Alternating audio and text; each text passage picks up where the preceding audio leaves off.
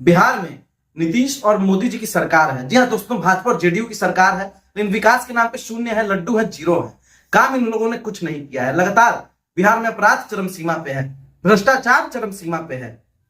और तो और बिहार में जो गरीबी है उसका आलम देख सकते हैं कि किस प्रकार से आपको स्क्रीन पर दिख रहा होगा, किस तरह से गरीबों की हालत है इस देश में, और खास करके बिहार में। आप स्क्रीन पर यह भी देख सकते हैं कि किसानों की क्या स्थिति है, और तो और जो महिलाएं हैं उनके साथ क्या हो रहा है आप ये भी जानते ही हैं अच्छे से। आपको बताने की जरूरत नहीं, क्योंकि आप सभी कुछ जानते हैं मैं क्या कहना चाह रहा हूं।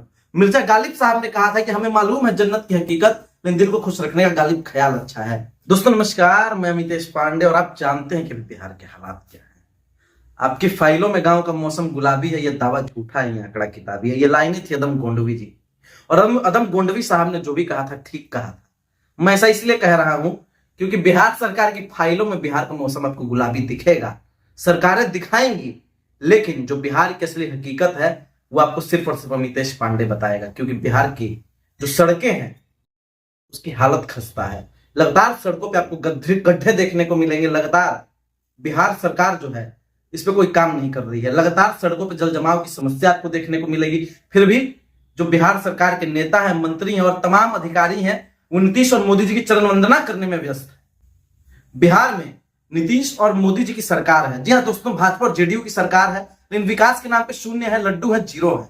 काम इन लोगों ने कुछ नहीं किया है। लगातार बिहार में अपराध चरम सीमा पे है, भ्रष्टाचार चरम सीमा पे है, और तो और बिहार में जो गरीबी है उसका आलम देख सकते हैं कि किस प्रकार से आपको स्क्रीन पर दिख रहा होगा, किस तरह से गरीबों की हालत है इस देश में, और खास करके बिहार में। आप स्क्रीन पर यह भी देख सकते हैं कि किसानों की क्या स्थिति है, और तो और जो महिलाएं हैं उनके साथ क्या हो रहा है आप ये भी जानते ही हैं अच्छे से। आपको बताने की जरूरत नहीं, क्योंकि आप सभी कुछ जानते हैं मैं क्या कहना चाह रहा हूं।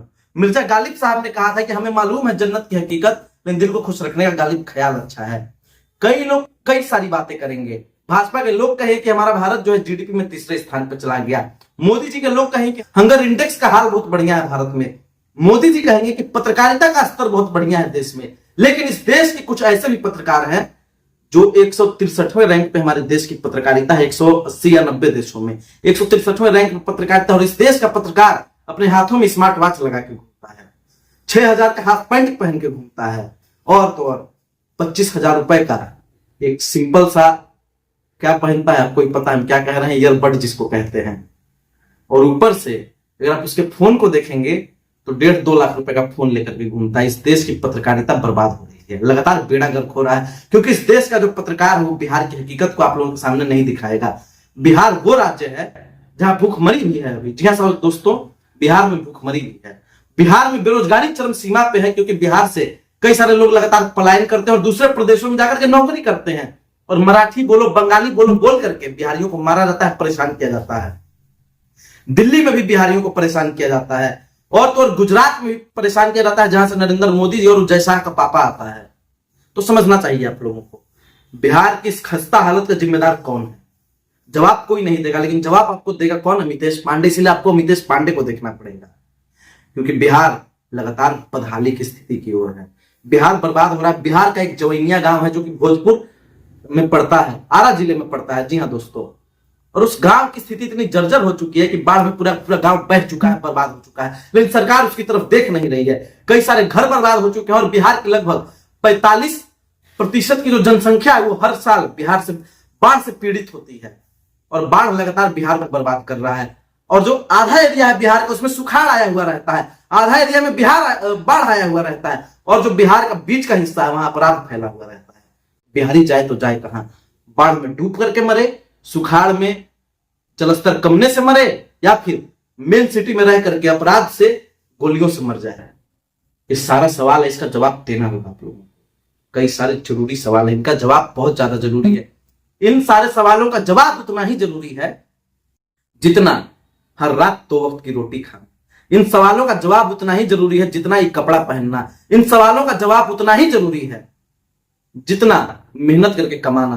तो आप लोगों को जवाब देना पड़ेगा, सरकार को भी जवाब देना पड़ेगा। बाकी कमेंट बॉक्स में ऑडियंस जवाब जरूर दे कि आप बिहार के बारे में क्या सोचते हैं, बिहार में बार किसकी सरकार आएगी। और जो बिहार की सरकार है, नीतीश जी की, मोदी जी की, सम्राट चौधरी जी की, जो बड़ी बड़ी बातें करते हैं सम्राट चौधरी, एक समय कह रहे थे कि जब तक नीतीश जी को हम गद्दी से नहीं उतारेंगे तब तक अपना मुरेठा नहीं खोलेंगे। मुरेठा भी खोल दिए। नीतीश जी से भी बड़े पलटू निकले सम्राट जी।